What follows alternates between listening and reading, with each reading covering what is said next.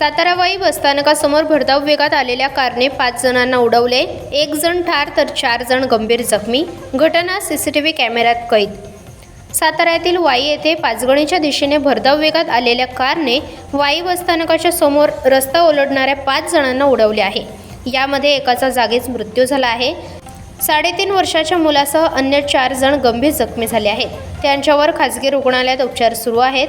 या अपघातानंतर पळून निघालेल्या वाहन चालकाला स्थानिकांनी तात्काळ गाडी थांबवून चोप दिला आणि पोलिसांच्या ताब्यात देखील दिले आहे. हा सर्व प्रकार एका दुकानातील सीसीटीव्ही कॅमेऱ्यात कैद झाला आहे. या घटनेची नोंद वाई पोलीस ठाण्यात करण्यात आली आहे.